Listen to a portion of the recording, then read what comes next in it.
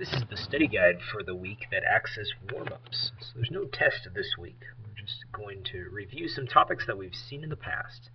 So let's take a look at our first problem. It says to write an equation of a line in slope-intercept form. So remember, slope-intercept form is this y equals mx plus b. So eventually we want to write it in this form.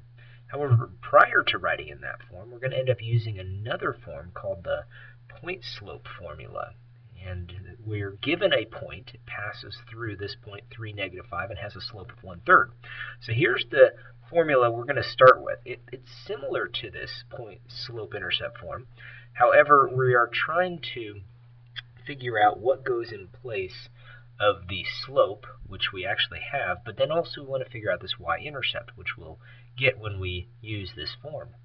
So it's called point slope. We have the y minus y1 equals the slope, m, times the difference of our two x values. And so what we're going to do is, since we already have the slope, we're just going to plug the slope in for m and take this value here, which is our x value, but we're going to put it in for x1, and we're going to put this number in for y1. So let's go ahead and do that substitution now. So we've now got y minus -5. It's important to make sure you put that minus -5, because that'll change to a plus positive, equals the slope of 1/3 multiplied by x minus 3. So we go ahead and use that distributive property, 1/3 times x, 1/3 times -3. So when we do that, we can change this minus negative to plus positive right now. Y plus 5 equals 1/3 x. Now watch this, 1/3 times by the -3, and you can treat that as -3/1. The 3's will cross cancel, leaving us with a -1. So we just write down -1. So there's one final step here of just moving this 5 back to the other side, and it gives us our slope-intercept form. Y equals 1/3 x, 1/3 again is the slope, and -6. I had to add the two numbers because they were the same sign. -6 happens to be the y-intercept. So that's the point slope form, and we're going to use that form again with this next problem. However, this next problem we're not given the slope, but we are given plenty of points. We've got 3 points. So it says for us to write an equation again in slope-intercept form. So this y equals mx plus b. And we're given these points that describes the relation. So this is an ordered pair. This is an ordered pair. Here's another ordered pair and another one. So we don't need all these points. All we need are 2 points. So what I'm going to do is I'm going to cross off a couple points, those two, and just use these two. So I need to first find our slope. So slope formula is y minus y1 over x minus x1. So we have to find the difference of the y values over the difference of the x's. So the y values are these two values right here. So I'll start with the 3, 3 minus 0. Since I started with the 3, I got to start with the 0 here. 0 minus -1. Make sure again you have that minus negative. So this becomes 3 over 1, or just 3, because the minus negative changes to plus positive. So now we know the slope. Now we're just going to use one of these 2 points. I'm going to use this one right here. And so I'm going to take this slope, this point, and use this point slope formula.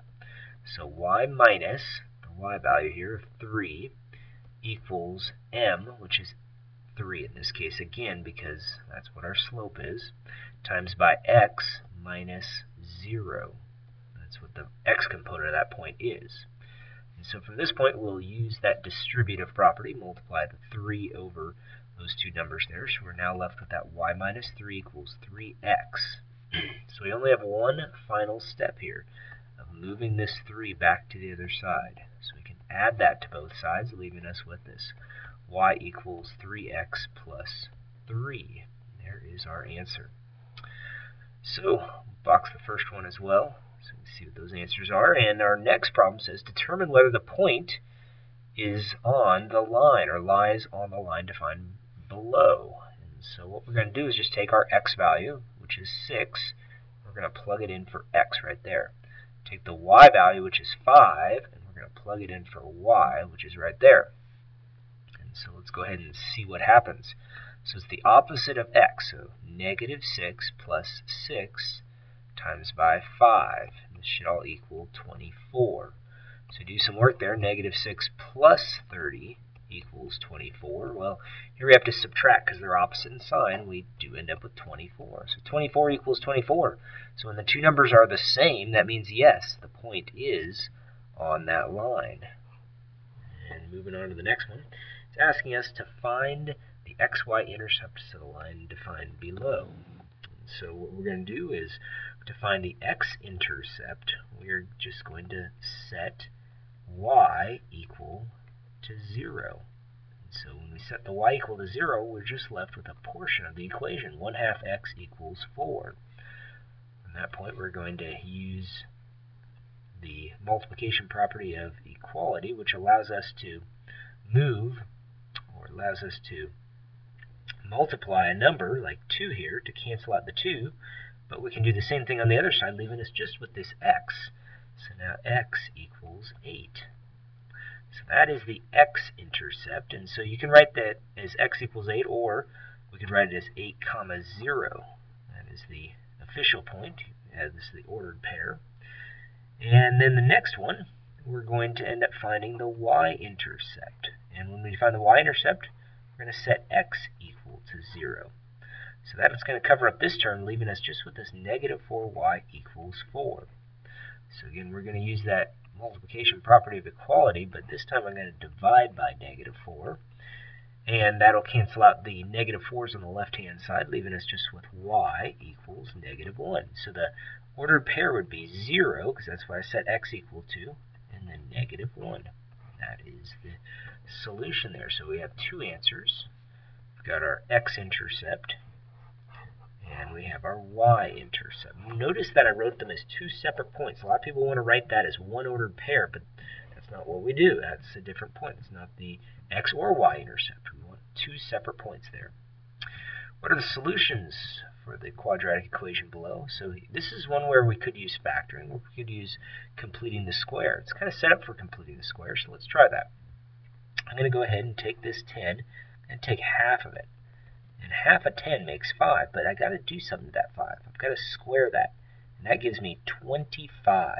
And so that's the number that I'm going to end up having to add to both sides. So I'm going to end up rewriting this as x squared plus 10x plus 25 equals negative 16 plus 25.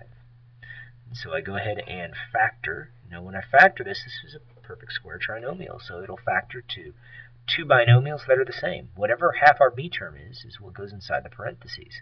See, 5 and 5 add to make 10. They multiply to make 12. When I combine these two terms, I end up with 9. Notice I subtracted because they're opposite in sign. So from that point, we take the square root of both sides. And so when I take the square root, it'll cancel out that squared symbol, leaving me just with this x plus 5. This will now equal, now notice I'm taking the square root, but I'm getting two answers, positive 3 and negative 3. And so what we're going to end up doing is moving this 5 back to the other side, subtract it from all sides. So I got two problems to set up, 3 minus 5 and negative 3 minus 5. So I end up with negative 2 for one of the answers. Over here I end up with negative 8. So negative 2, negative 8, the two x-intercepts where the parabola crosses the x-axis. Well, this next one is asking us for real roots. Real roots are just solutions. They're basically x-intercepts, the same thing we found over here. And so I'm going to end up factoring this one. It's kind of set up for the factoring, and so when I do that, x and x make the x squared. Now to make that negative 30, but subtract to make 1, I'm going to put a positive 6 and a negative 5. And set these factors equal to 0. And so you see how 6x and negative 5x will subtract to make 1x. So now I've got this x plus 6 equals 0, and I also have the x minus 5 equals 0. And so when I go ahead and solve this, just doing an opposite operation, so I'm going to subtract the 6 from all sides. Here I'm going to end up adding 5 to all sides. So when I do that, I'm left with x equals negative 6 for one, and I get x equals 5 for the other. So negative 6 and 5 are the two roots, two real roots, two solutions, x-intercepts, zeros, lots of different ways to describe that answer. The next part will have the last three problems from the study guide.